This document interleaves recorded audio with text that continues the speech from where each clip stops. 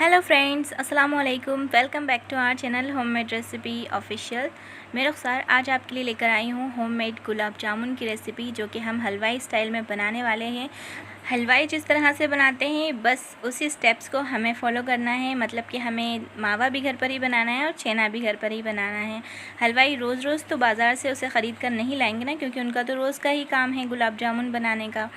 तो वो घर पर ही बनाते हैं सब कुछ, होटल में तो बस उसी तरीके से हम भी बनाएंगे। तो चलिए फटाफट से, यहाँ पर मैंने ले लिया है दूध, 1 लीटर दूध लिया है। फुल फैट मिल्क है। आप चाहें तो टोन्ड मिल्क का भी यहाँ पर इस्तेमाल कर सकते हैं, बट इससे बहुत ही बढ़िया सा जो है इसमें क्रीमी टेक्सचर आएगा। और उसी के साथ साथ हमें घी ऐड करने की ज़रूरत नहीं पड़ेगी, घी या बटर या फिर ऑयल। इसीलिए हम यहाँ पर फुल फैट मिल्क का इस्तेमाल करेंगे, क्योंकि हम यहाँ पर बना रहे हैं धाप, मतलब कि मावा बना रहे हैं। लेकिन मावे से पहले की जो कंसिस्टेंसी होती है उसे धाप कहते हैं। क्रीमी टेक्सचर रहता है इसका, दानेदार बिल्कुल नहीं होता है।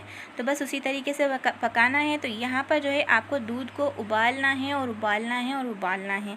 मतलब इसे पकाते हुए हमें बिल्कुल इस तरीके की कंसिस्टेंसी पर लेकर आ जाना है। तो इसमें आपको लगेगा 30 से 35 मिनट का वक्त।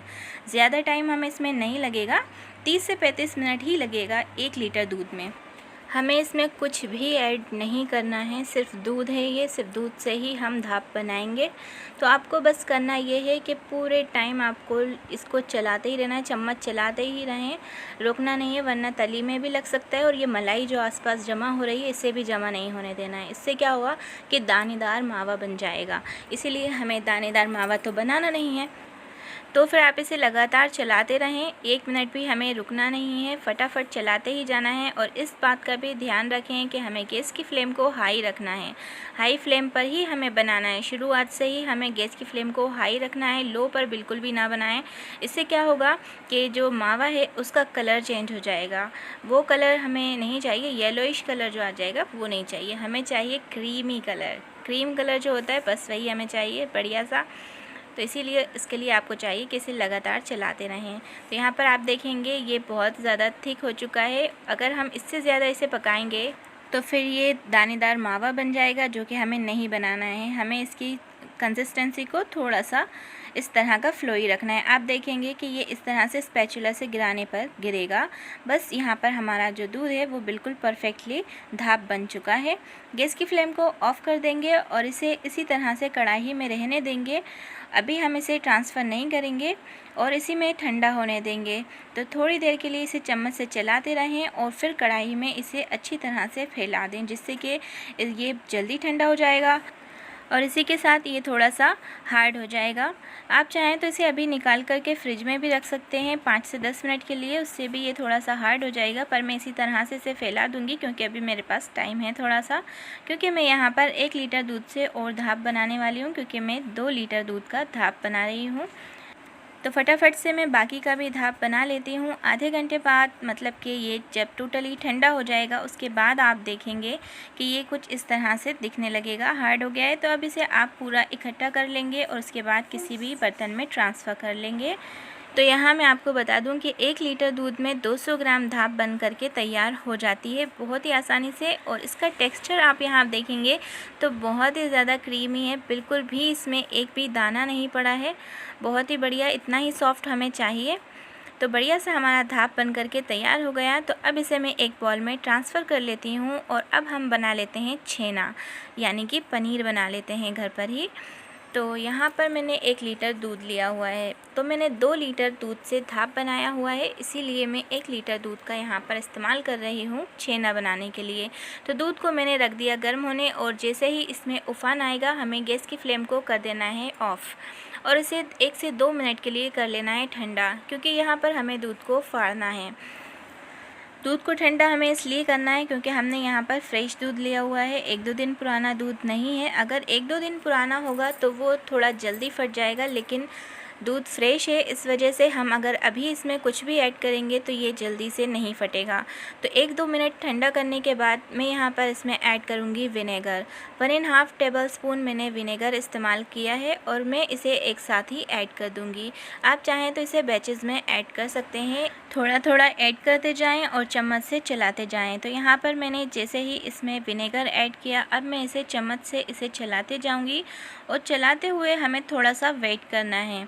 इमीडिएटली ये फटेगा नहीं। अगर आप यहाँ पर नींबू के रस का इस्तेमाल कर रहे हैं तो ये थोड़ा सा जल्दी फट जाएगा, पर उस नींबू का जो टेस्ट होता है वो थोड़ा सा स्ट्रॉन्ग रहता है, इसलिए मैंने यहाँ पर विनेगर का इस्तेमाल किया है, जिससे कि हमें ज़्यादा इसे वॉश करने की ज़रूरत नहीं पड़ेगी बाद में। तो अब इसे चम्मच से चलाते जाएं और धीरे धीरे आप देखेंगे कि दूध जो है वो फटने लगा है और इसमें ग्रीन जो पानी है वो रिलीज़ हो गया है। ये देखिए यहाँ पर बहुत ही बढ़िया सा छेना जो है वो सेपरेट हो चुका है पानी से।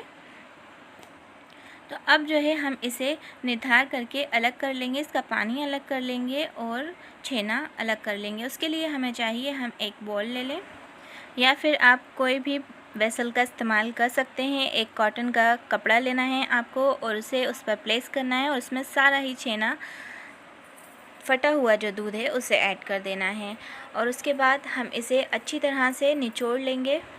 अभी ये थोड़ा गर्म है, इसीलिए थोड़ा सा केयरफुल होकर हमें यहाँ पर काम करना है। तो ये जो पानी है आप देखेंगे कि इसमें से पूरा अलग हो चुका है। तो इस पानी को आप फेंकेगा नहीं, आप इससे आटा गूंद सकते हैं। बहुत ही बढ़िया मुलायम और फूली फूली सी रोटियां बनती हैं। या फिर आप अपने चांदी के जेवर भी इससे चमका सकते हैं, इसमें भिगा करके रखते हैं और फिर थोड़ी देर बाद आप इसे वॉश कर लें, बहुत ही बढ़िया से चमक जाएंगे। तो चलें अब यहाँ पर जो है हम इसे वॉश कर लेते हैं।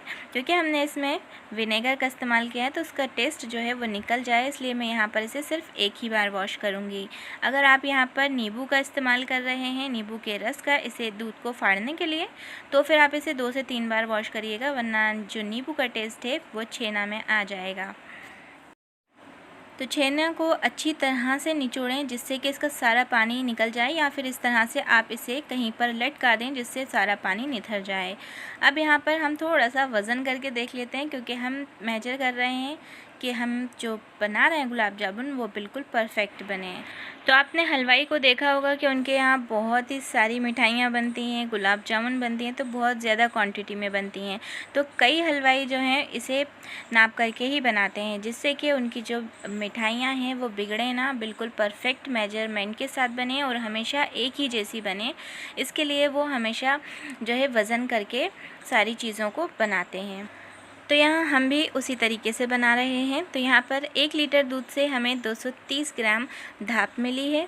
तो अब इसे हम अलग रख लेंगे और जो है अब हम छेना का वज़न करेंगे। तो यहाँ पर मैंने पहले कटोरी का जो वज़न है उसे अलग कर दिया, उसके बाद ही जो है धाप का वज़न नापा था, और अब छेने का वज़न भी हम इसी तरह से नापेंगे। सारा हम जो है कलेक्ट कर लेंगे। हमें यहाँ पर पनीर का वज़न धाप से आधा चाहिए, मतलब अगर 200 ग्राम धाप है तो 100 ग्राम पनीर की हमें यहाँ पर ज़रूरत पड़ेगी। तो यहाँ पर मैं सारा ही पहले वज़न कर लेती हूँ। तो 220 ग्राम हमारा पनीर बना है 1 लीटर दूध से। तो यहाँ पर मैंने 2 लीटर दूध का धाप बनाया हुआ है, तो मैं यहाँ पनीर कम नहीं करूँगी, यहाँ पर मैं धाप और इस्तेमाल करूँगी क्योंकि मुझे ज़्यादा क्वांटिटी में बनाना है। तो यहाँ पर मैं आपको इस धाप का वज़न भी करके बता देती हूँ कि ये टोटल हमें कितना मिला है। वैसे मैंने इसे भी 1 लीटर दूध से ही बनाया हुआ है। तो यहाँ पर इसका टोटल वज़न 225 ग्राम है, मतलब इसमें 5 ग्राम कम धाप जो है बनकर तैयार हुई है। तो टोटल धाप जो हमें मिली है वो है 455 ग्राम, 455 ग्राम हमें यहाँ पर धाप मिली है। तो हमें यहाँ पर 220 ग्राम पनीर है, तो हम यहाँ पनीर को कम नहीं करेंगे, मैं यहाँ पर थोड़ा सा मावा कम कर लूँगी जिससे कि हमारा जो रेशो है वो बिल्कुल करेक्ट बैठ जाए। तो मैं यहाँ पर 10 से 15 ग्राम के जितना मावा अलग कर रही हूँ और बाकी का मैं इस्तेमाल करूँगी अपने गुलाब जामुन बनाने में। तो फटाफट से हम जो है आगे के प्रोसेस को फॉलो करते हैं। तो अब यहाँ पर हमें चाहिए मैदा। मैदा हमें इसलिए चाहिए क्योंकि हमें सिर्फ इसमें बाइंडिंग बनानी है। तो मैंने जैसे कि आपको रेशियो बताया, 200 ग्राम मावा में हमें चाहिए 100 ग्राम पनीर, तो वहीं हमें चाहिए 50 ग्राम मैदा। तो हमें जो पनीर मिला है वो 220 ग्राम का है, 220 ग्राम्स। तो हम यहाँ पर 110 ग्राम मैदा का वज़न लेंगे। तो यहाँ पर आप 110 ग्राम से कम कर लीजिएगा, लेकिन बढ़ाइएगा बिल्कुल भी मत। इस बात का ध्यान आपको बिल्कुल रखना है कि इससे ज़्यादा हमें बिल्कुल भी मैदा नहीं बढ़ाना है। हमें सिर्फ इसमें बाइंडिंग बनानी है, जिससे कि हम आसानी से अपने गुलाब जामुन को शेप दे सकें। तो सबसे पहले हम गुलाब जामुन के लिए चाशनी तैयार करेंगे। तो यहाँ पर मैंने 700 ग्राम शक्कर ली हुई है, जिसमें हम ऐड करेंगे 3 गिलास पानी, या फिर यूँ कहें कि मैंने 3 कप्स शक्कर का इस्तेमाल किया है, शुगर का, और उसमें मैंने 3 कप ही पानी का इस्तेमाल किया है। शुगर जब तक मेल्ट नहीं हो जाती तब तक आपको चम्मच को लगातार चलाते ही रहना है, नहीं तो चीनी जो है वो तले में लग जाएगी और फिर वो जल जाएगी। इसीलिए हमें इसे चलाते ही रहना है। अब यहाँ पर आप देख रहे होंगे कि जैसे कि बहुत ही ज़्यादा इम्प्योरिटी है पानी में, या राइट, शक्कर में बहुत ही ज़्यादा इम्प्योरिटीज़ थी। देखने में तो बहुत ही ज़्यादा साफ़ लग रही थी, लेकिन अब इसका कलर है बहुत ही ज़्यादा डल लग रहा है। तो हम इसे अब साफ़ करेंगे। तो क्लीन करने के लिए हमें इसमें ऐड करना है दूध। तो मैं यहाँ पर हाफ़ कप दूध का इस्तेमाल कर रही हूँ। दूध को हम सिरप में ऐड कर देंगे और उबाल लेंगे चाशनी को अच्छी तरह से। तो हमें इसमें 1 तार या 2 तार की चाशनी नहीं बनानी है, हमें इसमें सिर्फ चाशनी को उबालना है।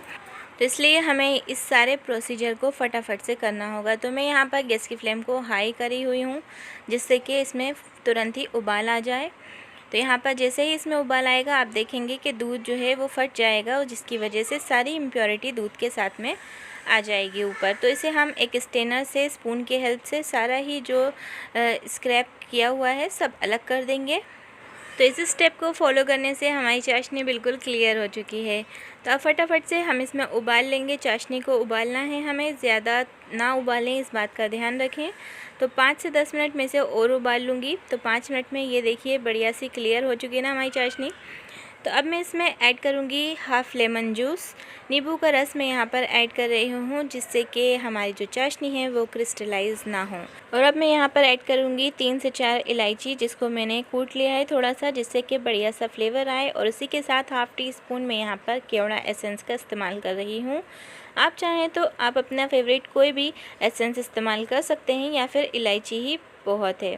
वैसे हम हलवाई स्टाइल में बना रहे हैं तो वो केवड़ा का इस्तेमाल करते हैं, इसलिए मैं यहाँ पर इस्तेमाल कर रही हूँ। तो यहाँ पर ये देखिए चाशनी जो है हमारी पक चुकी है, जो है ये चिपचिपी सी हो गई है। ऐसा लग रहा है जैसे हमारे हाथ में ऑयल लगा हुआ है, लेकिन इसमें तार कोई भी नहीं बन रहा है।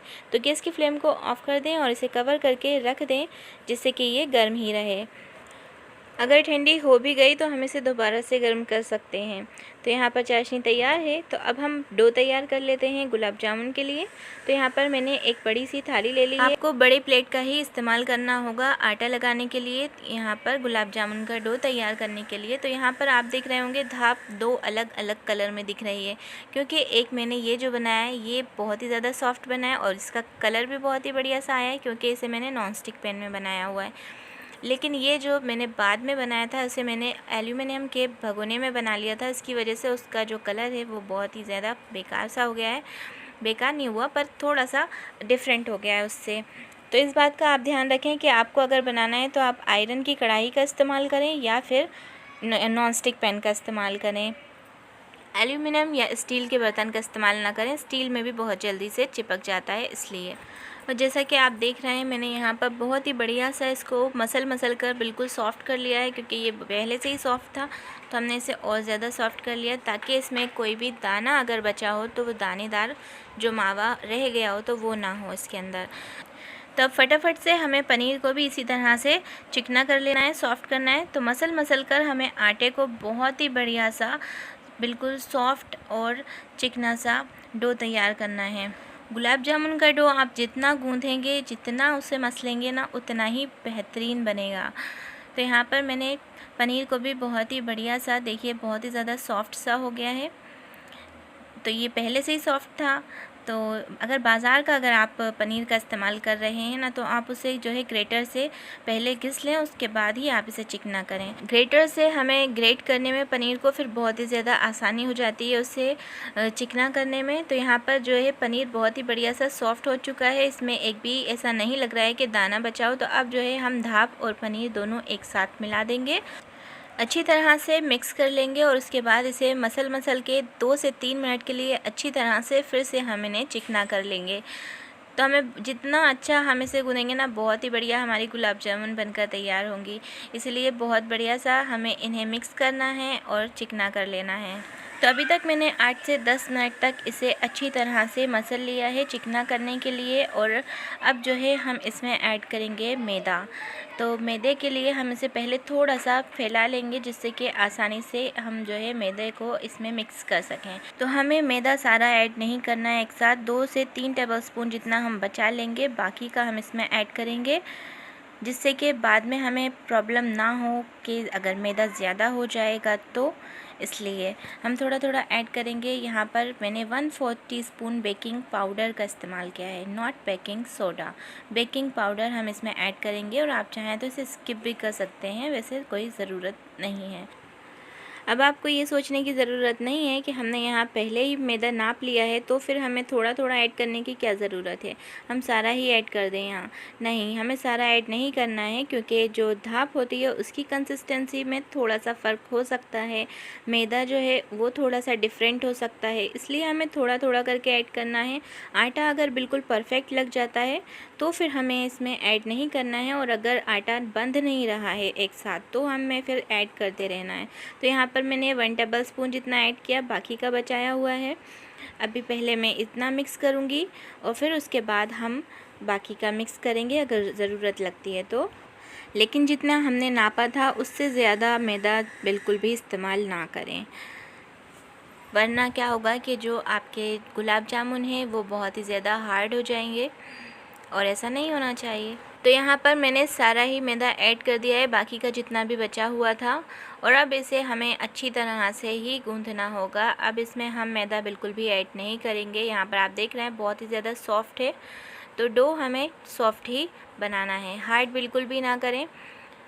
रोटी की तरह हमें रोटी के लिए जो आटा लगाते हैं वैसा आटा नहीं बनाना है, हमें बहुत ही ज़्यादा सॉफ्ट रखना है। जितना ज़्यादा सॉफ्ट होगा उतना ज़्यादा बढ़िया हमारे जो गुलाब जामुन है वो बन करके तैयार होंगे। तो यहाँ पर आप देखेंगे कि बहुत ही बढ़िया सा हमारा जो डो है वो बहुत चिकना सा हो गया है। तो अब हम इसमें से पहले एक छोटी सी बोल लेंगे और उसे बना करके देखेंगे कि उसमें कहीं कोई क्रैक तो नहीं पड़ रहा।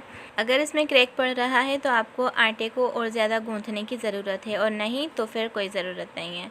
तो यहाँ पर जो है बॉल बिल्कुल चिकनी बनी है। तो अब हम इसे फ्राई करके देखेंगे। उसके लिए मैंने एक कढ़ाई में ऑयल ऐड किया और इसे गर्म कर लिया मीडियम टू हाई फ्लेम पर, और उसके बाद गैस की फ्लेम को लो कर दिया। जैसे ही ऑयल गर्म हुआ तो हमें यहाँ पर पहले एक छोटी सी बॉल ऐड करके देखनी है। अगर उसमें बबल्स बन रहे हैं तो हमने जो पहले से बॉल बना करके रखी है उसे हम फ्राई करके चेक करेंगे। आपकी गुलाब जामुन बिल्कुल सही बनी है, ये हम कैसे पता करेंगे? यहाँ पर हमने जो गुलाब जामुन को फ्राई किया है उसमें एक भी क्रैक नहीं पड़ना चाहिए, ना ही उसके ऊपर बबल्स उठे हुए होना चाहिए। अगर उसमें बबल्स उठ रहे हैं तो अभी आपको आटा और ज़्यादा गूँथने की ज़रूरत है। लेकिन यहाँ पर ये बिल्कुल परफेक्ट है, तो मैंने इसे चाशनी में डुबा दिया और अब हम यहाँ पर बाकी की बॉल्स बना लेंगे। गुलाब जामुन की जो बॉल हमने फ्राई करके देखी है वो बिल्कुल परफेक्ट फ्राई हुई है, लेकिन वो चाशनी में जाने के बाद बिल्कुल परफेक्ट रहेगी ऐसा हम नहीं कह सकते। इसीलिए आपको आधे घंटे के लिए उसे भिगो करके रखना है चाशनी में और थोड़ा सा वेट करना है। अगर गुलाब जामुन चाशनी में अच्छी तरह से भीग जाएगी इसका मतलब है कि वो बिल्कुल परफेक्ट है। लेकिन नहीं भीगती है, ऊपर की लेयर उसकी निकल जाती है, अंदर से कच्ची रह जाती है, तो इसका मतलब है कि आपने उसे ज़्यादा तेज़ गर्म तेल में फ्राई किया हुआ है। इस वजह से वो ऊपर से तो पक गया लेकिन अंदर से पक नहीं पाया। और अगर चाशनी में डूबने के बाद गुलाब जामुन में अंदर गुठली बन रही है तो इसका मतलब है कि डो में मैदा ज़्यादा हो गया है। तो आप डो में 1-2 चम्मच दूध ऐड कीजिए और उसे थोड़ा सा और सॉफ्ट बना लीजिए, जिससे कि आपके गुलाब जामुन बिल्कुल परफेक्ट हो जाएंगे। लेकिन हमारा डो यहाँ पर बिल्कुल परफेक्ट है, क्योंकि इसमें बिल्कुल भी क्रैक्स नहीं पड़ रहे हैं और भीगने के बाद गुलाब जामुन बिल्कुल परफेक्ट बन रही है। तो यहाँ पर आपने देखा जैसे कि मैंने डो में से 4 हिस्सों में डिवाइड किया, उसके बाद मैंने उसका रोल बनाया और उसे छोटे छोटे पीसेस में कट कर लिया। मतलब जितनी बड़ी मुझे गुलाब जामुन बनानी थी, बस उतने ही बड़े पीसेस में आप भी कट कर लें जितनी बड़ी आपको गुलाब जामुन बनानी है। और अब इन्हें हम फ्राई कर लेते हैं। तो यहाँ पर मैं ऑयल में इन्हें ऐड कर दूँगी और फ्राई कर लेंगे। तो यहाँ पर हमें ऑयल या घी सिर्फ उतना ही लेना है जितना गुलाब जामुन उसमें अच्छी तरह से डूब जाएं। मतलब हमें आधा या थोड़ा सा कंजूसी नहीं दिखानी है इसमें। ज़्यादा ऑयल वैसे जलेगा नहीं, घी भी ज़्यादा नहीं जलेगा, इसीलिए ज़्यादा जितना सफिशिएंट है उतना ऑयल तो लीजिएगा। और यहाँ पर इसे हम झारे की मदद से बिल्कुल भी नहीं हिलाएंगे यहाँ पर, है ना। आप यहाँ पर स्पून का इस्तेमाल कर सकते हैं या फिर नाइफ़ का इस्तेमाल कर सकते हैं या फिर आप यहाँ पर फोक का इस्तेमाल कर सकते हैं इन्हें फ्राई करने के लिए। तो आप देख रहे हैं मैंने किस तरह से इन्हें फ्राई किया हुआ है। इससे क्या होगा कि गुलाब जामुन में बिल्कुल भी क्रैक्स नहीं पड़ेंगे और उनका जो शेप है वो बिल्कुल बरकरार रहेगा। तो यहाँ पर आप अपने पसंद के अकॉर्डिंग गुलाब जामुन को फ्राई कीजिए जितना आपको इसे डार्क करना है। तो यहाँ पर मैंने चाशनी को ओपन कर लिया। तो यहाँ पर चाशनी अभी भी गर्म है, तो अब हम इसे डायरेक्टली चाशनी में ऐड कर देंगे। इतना डार्क गुलाब जामुन को फ्राई करने में हमें 12 से 13 मिनट का वक्त लगा है, क्योंकि हमने इसे लो फ्लेम पर ही फ्राई किया हुआ है। अब इन्हें निकाल कर तुरंत ही आप चाशनी में ऐड कर दें सारे गुलाब जामुन, और बाकी के भी इसी तरह से फ्राई करेंगे। तो यहाँ पर जो चाशनी है वो इतनी गर्म नहीं होना चाहिए कि हमारी उंगली जो है उसे टच करने पर जलने लगे। मतलब ज़्यादा गर्म भी नहीं होना चाहिए चाशनी और ज़्यादा ठंडी भी नहीं होना चाहिए। अगर ज़्यादा गर्म में ऐड कर देंगे तो उसके ऊपर की लेयर निकल जाएगी और फिर चाशनी में अच्छी तरह से नहीं डूब पाएंगे। अब मैंने इतने गुलाब जामुन बना लिए हैं और इसे चाशनी में अच्छी तरह से डुबा देंगे, जिससे कि ये अच्छी तरह से चाशनी को ऑब्ज़र्व कर लें। तो अभी ये ऊपर तैरते रहेंगे और जब भीग जाएंगे तो ये नीचे बैठ जाएंगे। अब हम इन्हें कवर करके रख देंगे 3 से 4 घंटे के लिए, या फिर आप इसे ओवरनाइट भी रख सकते हैं। ओवरनाइट में बहुत ही बढ़िया सा रिज़ल्ट आपको मिलेगा। अब मैं यहाँ पर थोड़े से काला जामुन बना रही हूँ, इसलिए मैंने यहाँ पर गैस की फ्लेम को हाई कर दिया है, क्योंकि ये अंदर से परफेक्टली कुक हैं। क्योंकि हमने इन्हें 12 से 13 मिनट के लिए लो फ्लेम पर फ्राई किया है। लो फ्लेम पर फ्राई करने के बाद ये अंदर से अच्छी तरह से फ्राई हो जाते हैं, इसलिए हमें जब इन्हें इतना डार्क करना होता है तो गैस की फ्लेम को हाई कर देते हैं। और सेम सिरप में ही मैं इन्हें डुबा दूंगी। तो चाशनी भी आप देख रहे होंगे कि कितनी क्लियर चाशनी हमारी बनकर तैयार हुई है। अब यहाँ पर हम इन्हें सर्व करते हैं, क्योंकि हमारी गुलाब जामुन बनकर के तैयार हो चुकी हैं। तो यहाँ मैं आपको एक कट करके दिखाती हूँ इस तरह से। तो ये बहुत ही बढ़िया और टेस्टी लाजवाब सी गुलाब जामुन घर पर बनकर तैयार हो चुकी है ना, टोटली माउथ वाटरिंग। यहाँ पर मैं काला जामुन भी आपको कट करके दिखा देती हूँ। तो यहाँ थोड़ा सा अभी इसे भीगने में थोड़ा सा और टाइम लगेगा। आई नो वीडियो थोड़ा सा लंबा हो गया, पर पूरी डिटेलिंग देना ज़रूरी थी, क्योंकि अगर हम किसी भी चीज़ को बनाते हैं तो उसकी पूरी इन्फॉर्मेशन हमारे पास होना चाहिए। तो अब आप भी बनाइए और ट्राई कीजिए, और अपना एक्सपीरियंस मेरे साथ कमेंट बॉक्स में शेयर करना बिल्कुल भी ना भूलें। वीडियो को लाइक करें, पसंद आए तो ज़्यादा से ज़्यादा शेयर करें अपने फैमिली एंड फ्रेंड्स के साथ। चैनल को सब्सक्राइब करना ना भूलें, and please do comments. Thanks for watching.